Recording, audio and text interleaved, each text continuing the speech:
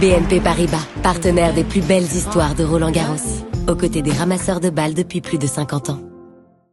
Yeah, it was a really tough match, and yeah, I was just trying to play every point, and every point was difficult. You know, there's no easy way to win each point against Daniil, and somehow I managed to go my way in the end, and I used the momentum to my advantage, and yeah, I had to, like I said to you guys before, I had to run for 4 hours to have a chance, and I was able to do that, and I was pretty fortunate to go my way.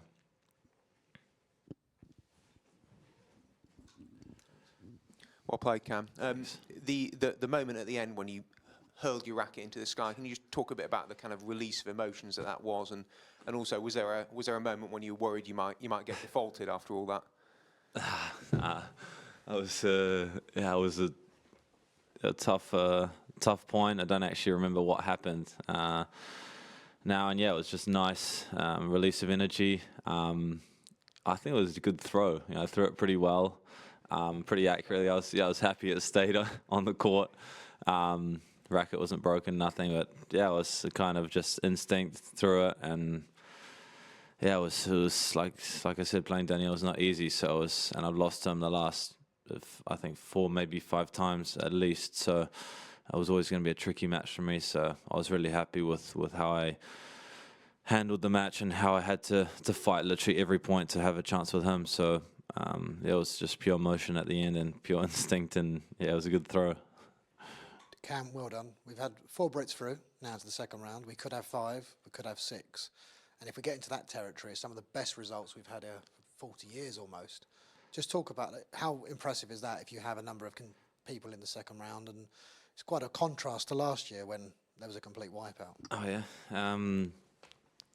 Yeah, everyone's looking good. Jack especially, you know, his consistency and his tennis level is so impressive. And yeah, it's nice to see him playing well. And Jake as well, you know, who knows how high he can go with his tennis. I really like his game. He's so focused, and he hits the ball big off both sides, doesn't have any weaknesses. So on the men's side, yeah, us 3 were playing well. It's nice to have those boys pushing me. And yeah, on the women's side, you know, Katie's had a title on the clay. She won yesterday. Emma won yesterday too. I'm not sure how the others they're playing now, but okay, let's take that. So yeah, nice to have everyone playing well on the clay. You know, especially before the grass season, and everyone's confident playing well. But I think yeah, especially on the men's side, it's looking very good, and a lot of depth even just behind me as well. Cam, just back to yourself. You haven't had the easiest time recently with fitness and everything. Does the results, where you performed last week and today, make it all worthwhile to show what you can do out there? Yeah, I think it just comes back to how much I've been enjoying it. You know, last week and the weeks before that, the whole clay season, I just really enjoying all of it, on the court, off the court. And, you know, not trying to put any expectation on the match day or the performances, you know, just playing with what I got that day and making it tough for the other guy, and enjoying all the moments. And I did that again today, and I could have lost the match, but somehow went my way. And yeah, I think it was really helpful to play Novak last week in the semis, and I felt it was just a continuation of that match today. You know, it was like playing the 4th set against Novak and the first set against Daniil, and I really felt prepared. I had the matches, like I said, and it was maybe tougher today than it was with Novak in terms of the rallies. You know, he would give me absolutely nothing. So yeah, it was a lot of fun, and like I said, I prepared well, and yeah, managed to go my way. And you can take the confidence from last week qualifying and playing 4 or 5 really good matches back to back, and then I managed to do it again. You've had a lot of great wins in your career. How would you rate that today? One of the maybe for me top 3, just I think in terms of pure matchups. You know, I think I have an absolutely terrible matchup against Daniil in terms of the way we play and the game style, and he's so tough to play for me anyway, and he absolutely gives you nothing, and there's no easy way to win points against him. So Yeah, especially in a slam. I know obviously he doesn't like clay as much, but he's won a Masters 1000 on the clay. I lost to him 2 weeks ago. He completely chopped me in Rome.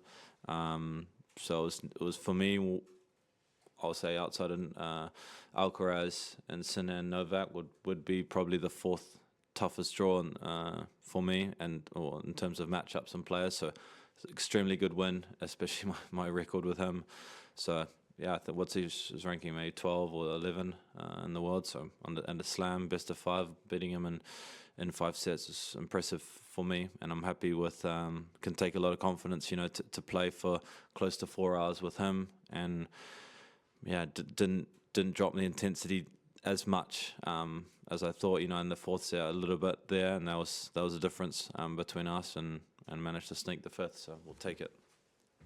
You kind of answered my question there, but given how the match went, and it obviously shifted really quickly, and the 4th set was really tough, and then you're down an early break in the 5th, how did you then manage to continue enjoying it, and what were you kind of telling yourself to just stay in the match there?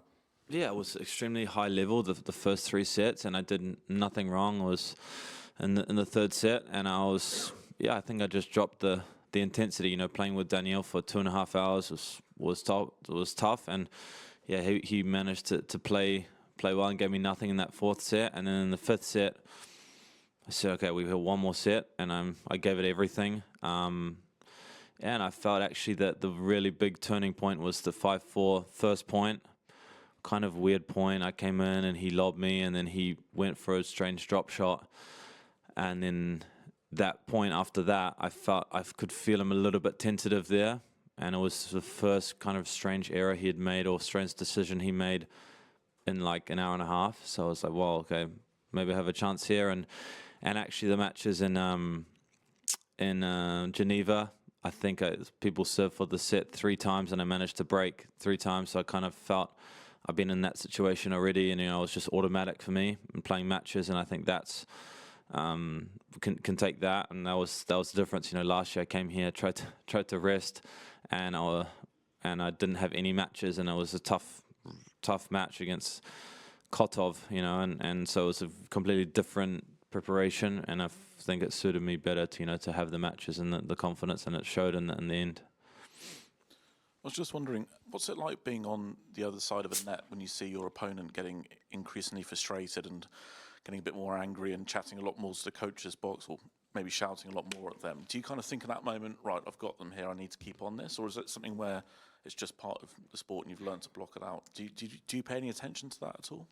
Yeah, definitely. And actually, every time I've played Daniil, he's never snapped, he's never said anything, he's just completely locked in, and he's chops me every time. So it was quite nice in the first set to see him kind of a little bit freaking out and talking to his box and trying to look for answers and solution. I felt okay. Now I felt I was winning a lot of the longer rallies, and against him it's not easy to do. So I felt I was troubling him with my game style and the way I was making it physical. And yeah, you take a small little confidence boost from that, but he's ready for the next point, and he's a great competitor. So, and he's honestly one of my favorite players. And the way he plays, the way he moves, the way he makes it so difficult for the other player, I love watching him play. And it's just, yeah, he's a good player, and he's a very nice guy. And yeah, he's one of the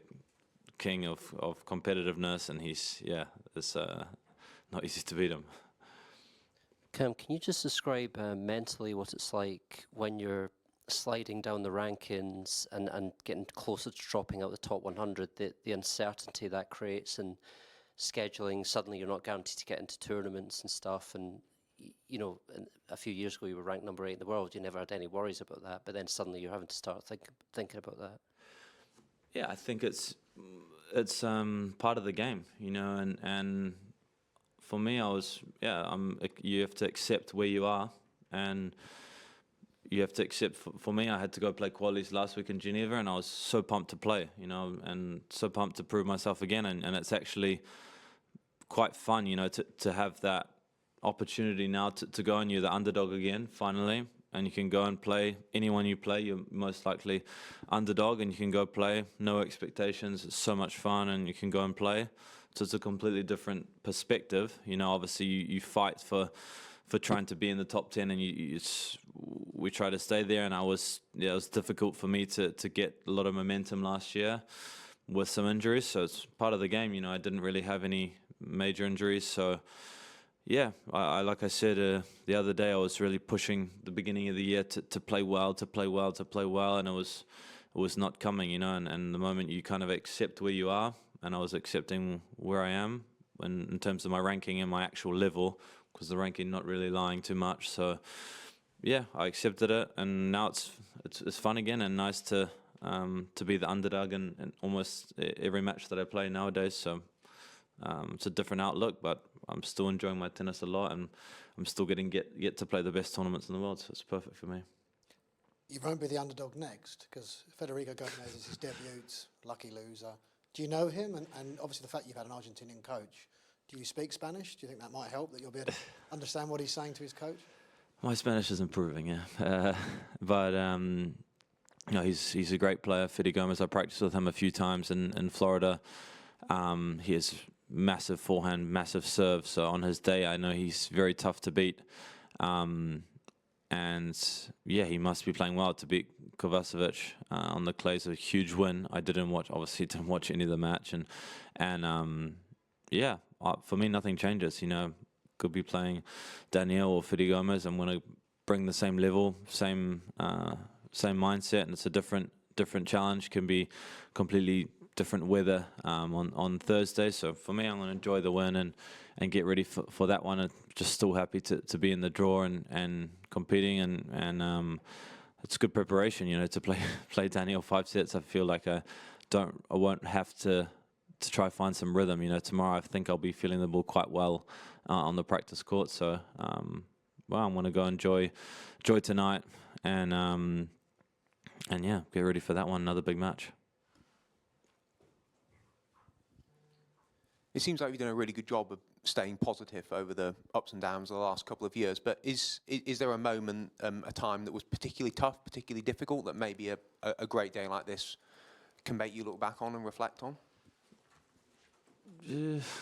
Yeah, I think it just comes down to enjoying the sport. You know, I talked the other day about after Miami, I really took a lot of time to reflect on how I was doing, and with some of the goals that I had, and really took a time for myself to analyze my career and analyze what's going on, and I think it was just too much expectation, you know. And I think now I'm just enjoying the tennis, and yeah, it's positive, but just want to be who I am and react how I want to act and be myself, and I think that's the most important part about playing tennis or doing anything. So for me, yeah, there's always going to be tough moments, but I think for me, I'm so lucky to be still playing tennis, competing at this level, and I think, yeah, I saw an interview from Darren Cahill, and he said, like, you don't take it for granted, you know, coming out there to compete and play these matches, because, you know, I think one time you're going to look back and you're going to miss all the tough moments and how nervous you are before matches and stuff. So I think it's quite nice to have those feelings, you know, before the match, during the match, and it's a lot of uncertainty, and it's what I really like. So I think I'm embracing it, and yeah, there's always going to be tough moments, but I'm still happy to be playing, and yeah, it was a lot of fun today. So it was another good moment for me.